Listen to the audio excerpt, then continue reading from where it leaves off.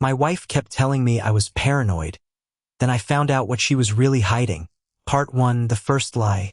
I never thought I'd be the kind of person writing one of these posts. You know the ones. The long, emotional Reddit posts where someone starts with, "I never thought this would happen to me." And you read the whole thing thinking, how could this guy possibly not see what was happening? Well, apparently I was that guy. My wife and I had been together for almost 9 years and married for 6. We weren't some perfect Instagram couple, but I honestly thought we were solid. At least I thought we were. Her name is obviously not her real name, so let's call her Claire. Claire was always intense. She had a strong personality, a sharp tongue, and absolutely no problem telling people exactly what she thought. Sometimes I loved that about her. Sometimes I hated it. If we argued, she didn't really argue. She attacked. If I disagreed with her, she'd say I was being difficult. If I asked too many questions, she'd tell me I was interrogating her. And if she was wrong, she'd somehow make the conversation about something I had done 3 years earlier. I got used to it. That was probably my first mistake. About 8 months before everything fell apart, I started noticing small changes. Nothing dramatic. First, she started coming home later from work. She worked in marketing, and late nights weren't exactly unusual, so I didn't immediately question it. Then she started putting her phone face down. Again, not necessarily suspicious. People have private conversations. I wasn't checking her phone. I wasn't following her. I trusted her. Or at least I thought I did.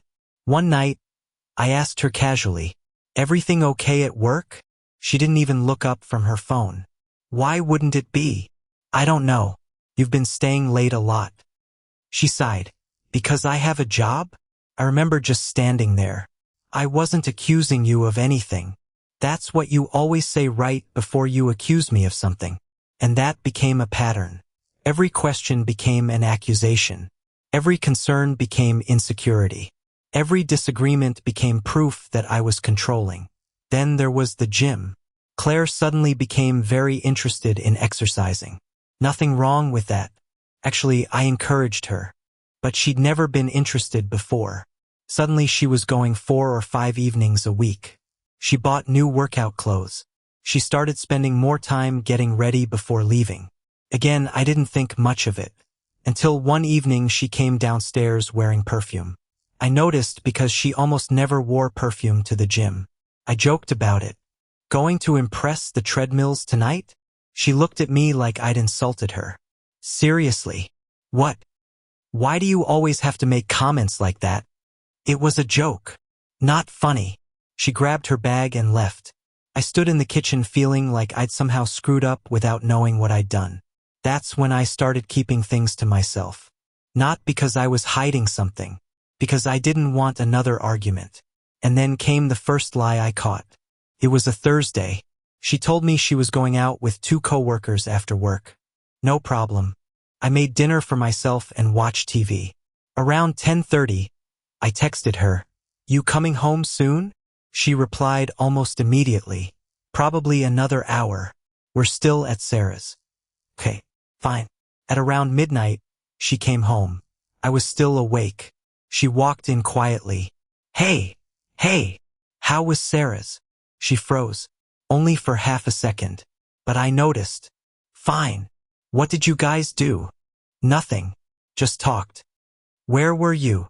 She looked irritated. "Why?" "I was just asking." "At Sarah's house." I nodded. "Okay." She went upstairs. The next morning, I found out Sarah wasn't even in town. I knew because Sarah was married to one of my wife's coworkers, and I'd seen a photo she'd posted from a weekend trip. I stared at the post for probably 5 minutes. Then I convinced myself there was an explanation. Maybe Claire had gone somewhere else. Maybe I'd misunderstood. Maybe she'd said someone else's name. I asked her that evening, "Hey, yesterday, you said you were at Sarah's?" "Yeah." "Are you sure?" Her face changed instantly. "What is that supposed to mean?" "I just heard she wasn't in town."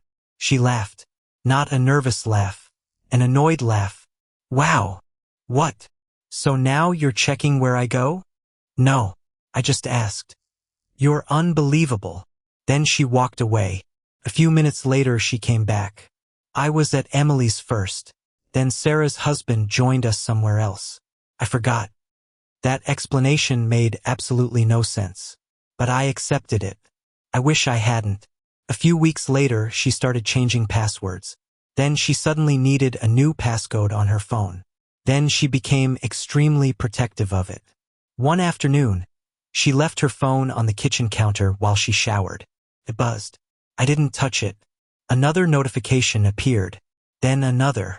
I could see only the first few words from the lock screen. Last night was. I looked away. I swear I did. I didn't unlock it. I didn't read the message. But something in my stomach dropped.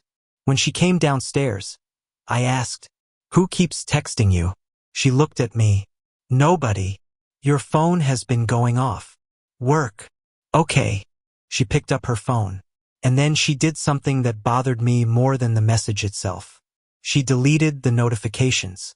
Right in front of me. I said nothing. That night I barely slept. I kept replaying everything. The late nights. The perfume. The gym. The lies. The phone. And then I told myself the same thing I'd been telling myself for months. You're imagining things. 3 weeks later I stopped imagining. I found the receipt by accident. It was in the pocket of a jacket Claire hadn't worn in months. A hotel. 2 nights. A town about an hour away. The date was a Friday. I remembered that Friday. She had told me she was visiting her sister. I remembered because I'd asked her how the visit went. She'd said, "Nothing special. We just watched movies." I stared at the receipt. Then I checked the date. Then I checked our shared calendar. Claire's sister wasn't even available that weekend. She had been working. I sat on the edge of the bed holding that stupid piece of paper. I wasn't angry yet. I was numb. I started thinking of every conversation we'd had during the past year. Every time she'd told me I was paranoid. Every time she'd called me insecure. Every time she'd said, "You need to trust me." And suddenly those words sounded completely different. I waited until she came home. I put the receipt on the kitchen table. When she walked in, she saw it. She stopped. For several seconds, neither of us spoke. Then she said, "Where did you get that?" Not, "What is that?" Not, "That's not mine." Just, "Where did you get that?" That was the moment I knew. I looked at her. "Who were you with?" She crossed her arms. "I'm not doing this." "Who were you with?" "You went through my stuff?" "I found it in your jacket." "You shouldn't have been looking through my clothes." "I wasn't." She rolled her eyes. "God, you're exhausting." I couldn't believe what I was hearing.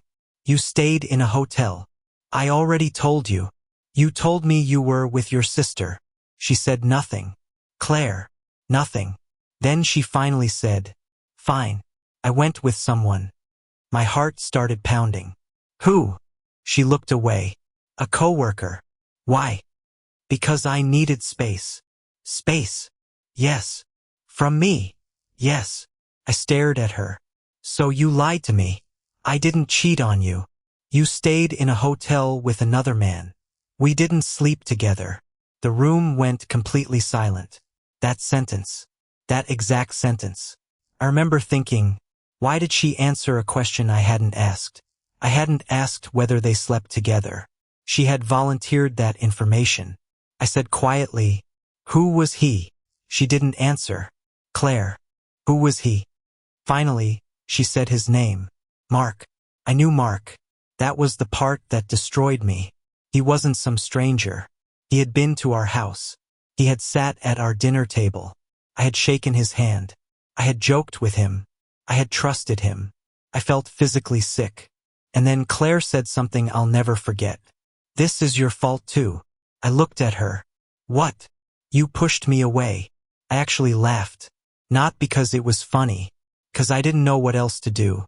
"So you cheated because I was difficult?" I said you pushed me away. "And that makes lying okay?" "You weren't there for me. I was literally your husband."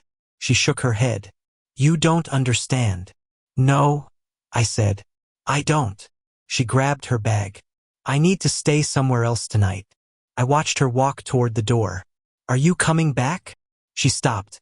I don't know. Then she left. I sat alone in the kitchen. For the first time in 6 years, I looked around our house and didn't recognize it. The pictures on the walls, the wedding photo, the couch we'd picked together, the little scratches on the dining table. Everything suddenly felt like evidence from someone else's life. And then my phone buzzed. It was a message from an unknown number.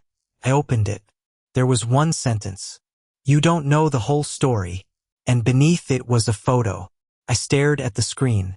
Because the photo wasn't of Claire and Mark at a hotel. It was Claire standing outside a completely different building, with someone I had never seen before, and the date was 3 months earlier.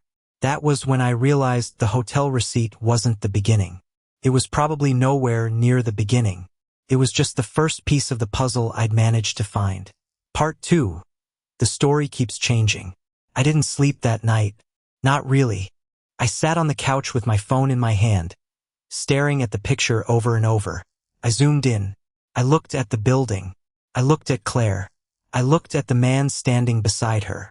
I didn't recognize him. I eventually replied, "Who are you?" 3 dots appeared, then disappeared, then appeared again. Finally, "Someone who thinks you deserve to know." I asked, "What does that mean?" No response. I sent another message. "How do you know my wife?" Nothing. Then the number stopped responding completely. I didn't know what to do. Part of me wanted to call Claire immediately. Another part of me knew I would get another lie. So I waited until morning. At 7:14, she called. I answered. "Hello. Did you sleep?" I almost laughed. "No. Me neither." There was silence. Then she said, "We need to talk." "We do. I want to explain." "Okay." I never meant for any of this to happen. I closed my eyes. "Claire, I need the truth." "I am telling you the truth." "No. You're telling me pieces." She sighed. "I stayed at the hotel with Mark." "Yes. I lied about it. But nothing happened." "Then why were you there?" "I already told you. You said you needed space." "I did." "With another man?" "He was helping me." "Helping you do what?" She didn't answer. That silence told me more than her words. I asked, "Is there someone else?" "No." "Are you sure?" "Yes." "Then who was the man in the photo?" Silence. "Claire, where did you get that?" "Someone sent it to me." Her voice changed. "Who?" "I don't know."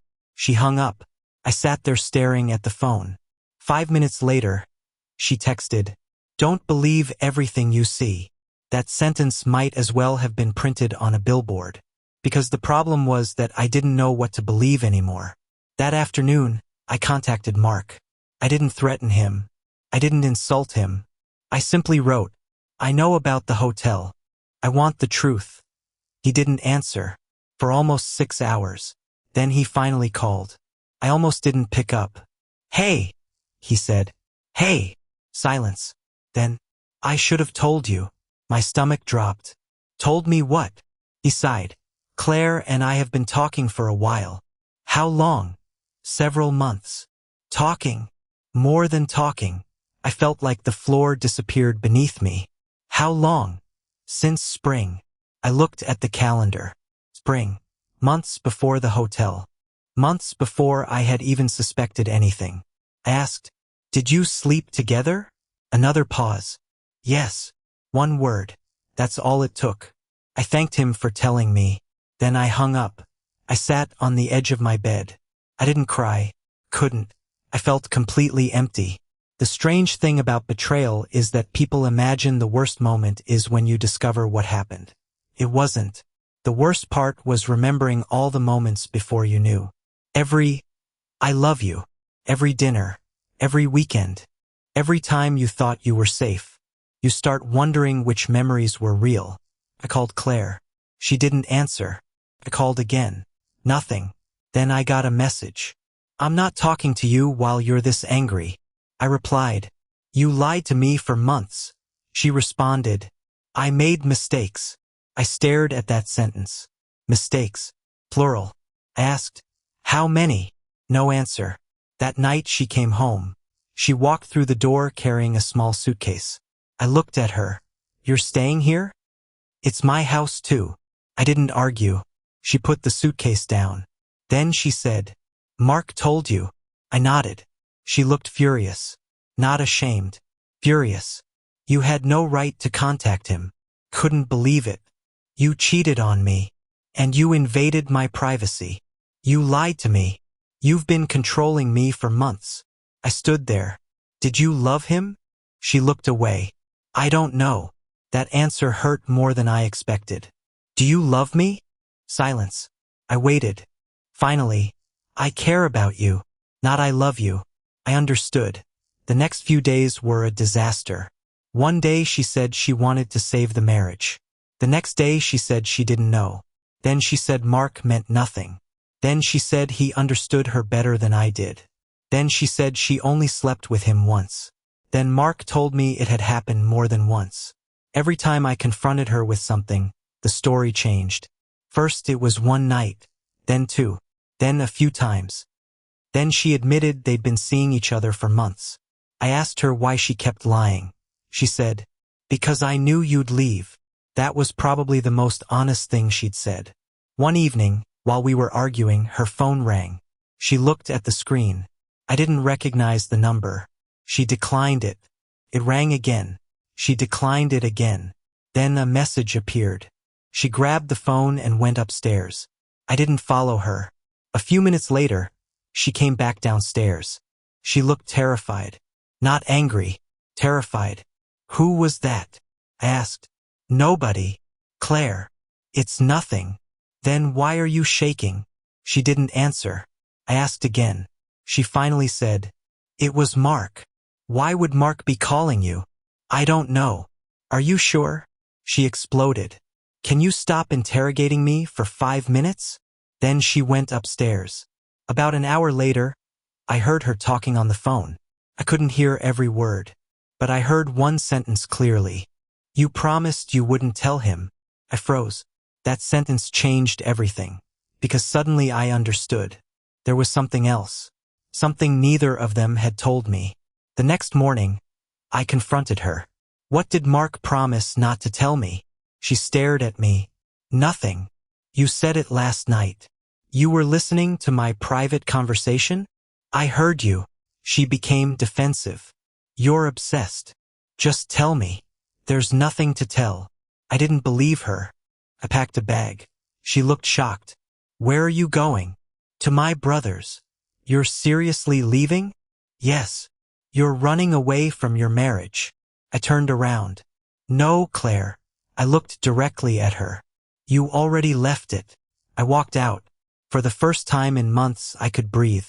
My brother didn't ask too many questions. He just let me sleep on his couch. The next morning, I woke up to 17 missed calls. Claire. Then another number. Then another. Finally, a message from Mark. You need to talk to me before you make any decisions. I called him. He answered immediately. His voice sounded nervous. What happened? I asked. He said, Claire didn't tell you everything. I laughed bitterly. Apparently that's becoming a theme. He was silent. Then he said, Claire was planning to leave you. I wasn't surprised. She told me that. No, he said. She wasn't just planning to leave you. What do you mean? She was planning to take the house. I frowned. What? She told me she had already spoken to someone about making sure you couldn't get anything. My stomach tightened. Who? I don't know. What else? Mark hesitated. Then, she also told me she was pregnant. I couldn't breathe for a second. What? She told me she was pregnant. I sat down. Pregnant with whose child? Silence. Mark. He finally said, she told me it was mine. I stared at the wall. Everything stopped. The cheating, the lies, the hotel, the secret phone calls, the plan to leave. And now this. I asked, is she pregnant? I don't know. You don't know? She told me she was. Then she told me she'd lost the baby. I closed my eyes. How long ago? About a month. That didn't make sense. I called Claire. She answered immediately. Where are you? With my brother. Why? Because I need space. You talked to Mark. I said nothing. She knew. Did he tell you? Tell me what? She went silent. I asked, are you pregnant? Nothing. Claire. No. You told Mark you were. I thought I was. You thought. Yes. Did you see a doctor? Silence. Did you? No. Couldn't believe it. You lied about being pregnant? I was scared. Scared of what? You leaving me. I felt exhausted. Not angry. Just exhausted. I said, I'm done. She started crying. For the first time since everything began, she sounded genuinely scared. Please don't. I can't do this anymore. We can fix this. No. I'll stop talking to him. It's too late. I love you. I almost believed her. That's the cruel part. A tiny part of me still wanted to believe her. But love doesn't magically erase months of deception. I told her I wanted a divorce. She went completely silent. Then she said something I never expected. You'll regret this. Maybe I would. At that moment I didn't know. But I knew one thing. I couldn't spend another year wondering which version of my wife was real. I started looking for a lawyer. And that's when the next twist hit. The lawyer called me back the following afternoon. He said, you need to come into my office. I asked why. He said, because your wife has already contacted us. I froze. She contacted your office? Yes. When? 3 months ago. 3 months. Before I found the receipt. Before I confronted her. Before I knew about Mark. She had already been planning something. And suddenly I understood something terrifying. The affair wasn't the whole story. It was only the part I'd discovered first. Part 3. The truth I wasn't ready for. I drove to the lawyer's office the next morning. I barely remembered the drive. My mind kept replaying one sentence. Your wife contacted us 3 months ago. When I walked inside, the lawyer showed me the documents. Claire had asked about separation, property, finances, potential division of assets, everything. She had been preparing to leave before I had any idea there was a problem. And then I noticed something else. She had written down that she was concerned I might become emotionally unstable if the marriage ended. I stared at that sentence. I wasn't angry. I was stunned. She wasn't just leaving. She had been preparing a story about me. A story where I was the unstable husband, the controlling husband, the unreasonable husband, the dangerous husband, and she would be the victim. I asked the lawyer, did she provide evidence? He shook his head. Nothing substantial. I sat back. Suddenly all those arguments made sense. Every time she called me controlling. Every time she told me I was paranoid. Every time she accused me of being aggressive for asking questions. Maybe she wasn't just defending herself. Maybe she was building a narrative. I left the office feeling sick. When I got back to my brother's place, there were 6 messages from Claire. The first, we need to talk. The second, please don't do anything stupid. The third, I know you're angry. The fourth, Mark lied to you. The fifth, you don't understand what happened. And the sixth, please come home. I didn't respond. That evening, my brother asked, are you okay? I said, no. He nodded. Fair enough. That's all he said. And somehow that helped. I finally let myself cry. Not because I wanted her back. Because I realized I was grieving the person I thought she was. That's different. You're not only losing a relationship. You're losing your understanding of the past. I started questioning everything. Our wedding. Our vacations. Our anniversary. The first apartment. The stupid arguments. The nights we'd stayed awake talking. Were those moments fake? Probably not. That's what made it complicated. I think Claire did love me once. Maybe I loved her once too. But whatever we had became buried underneath resentment, lies, and selfish choices. A week later, she asked me to meet her. Public place. Daytime. I agreed. She looked completely different. Tired. She sat across from me. I want to tell you everything. I said, then tell me. She took a breath. The affair started in March. I nodded. Mark. Yes. How many times? I don't know. You don't know? I stopped counting. That sentence hurt. But I didn't react. She continued. I wanted to leave you. I know. I talked to a lawyer. I know. She looked surprised. How? Your lawyer. She lowered her head. Then she said, I was angry. At me. Yes. Why? She started listing things. I didn't listen to every detail. Some were legitimate relationship problems. We had argued. I'd worked too much. I'd become distant. I'd stopped paying attention. There were things I could have done better. I could admit that. But none of those things justified cheating. I told her exactly that. She nodded. I know. Then came the part one didn't expect. She said, Mark wasn't the only person. I stared at her. What? She looked at the table. There was someone before him. I felt something inside me go cold. Who? Someone from work. Another affair? Yes.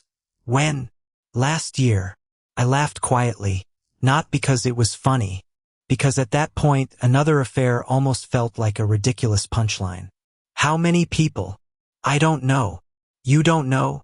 I was unhappy. I looked at her. That doesn't answer my question. She didn't respond. I didn't ask anymore. I realized something. There was no final number that would make me feel better. One person had already been enough.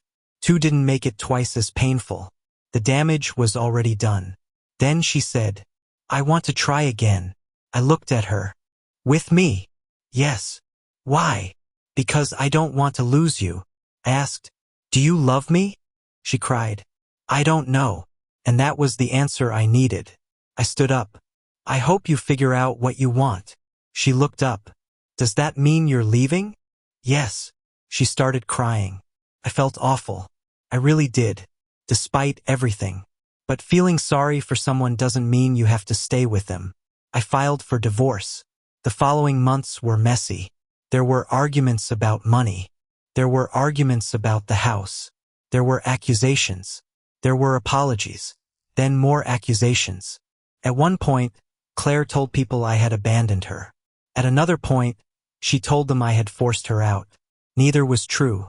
I stopped explaining myself. That was one of the hardest lessons. You can't control the story other people tell. You can only control whether you become the person they accuse you of being. I kept everything documented. Every conversation. Every agreement. Every financial issue. I stopped responding emotionally. If she sent an angry message, I waited. If she insulted me, I didn't answer.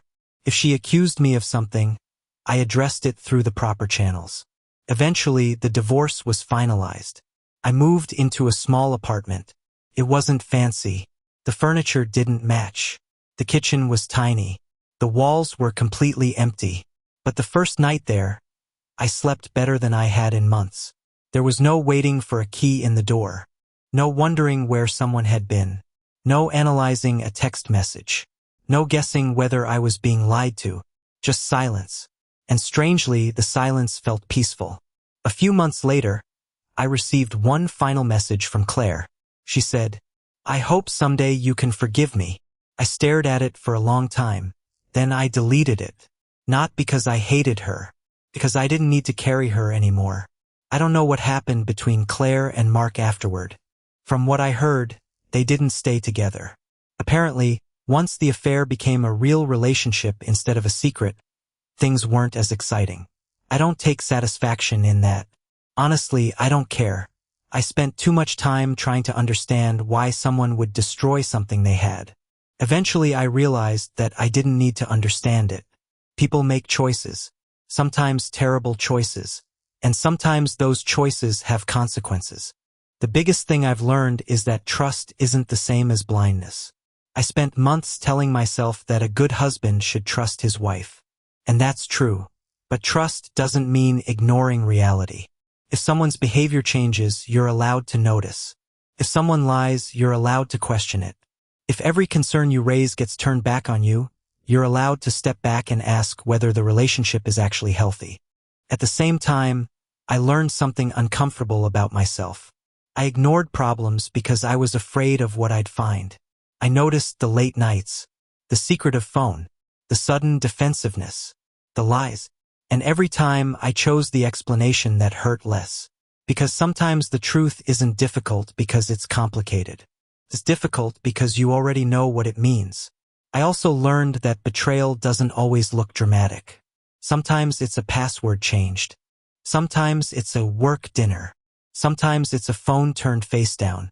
Sometimes it's someone telling you that you're paranoid until you start doubting your own memory. And sometimes the first lie you discover isn't even the biggest one. If you're reading this because something similar is happening to you, I don't have some perfect Reddit wisdom. I won't tell you to immediately divorce.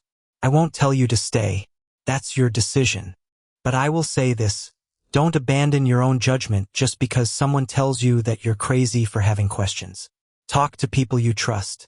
Get professional advice when necessary. Protect yourself financially and emotionally. And most importantly, don't make major decisions in the middle of an emotional explosion if you can avoid it. I made mistakes too. I wasn't a perfect husband. I could have communicated better. I could have paid more attention. I could have dealt with problems earlier. Alone all of that. But I finally understood something that took me far too long to learn. My mistakes in a marriage did not force someone else to lie. Her choices were hers. Mine are mine.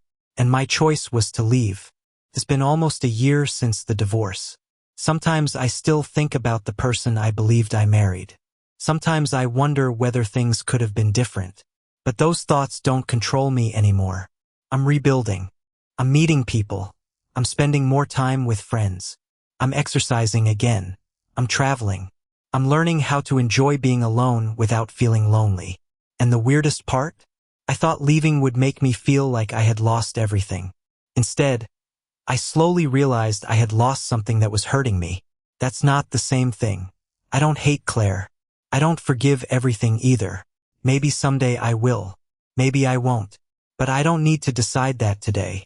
For the first time in a long time, my life doesn't revolve around someone else's lies. And honestly, that's enough for me.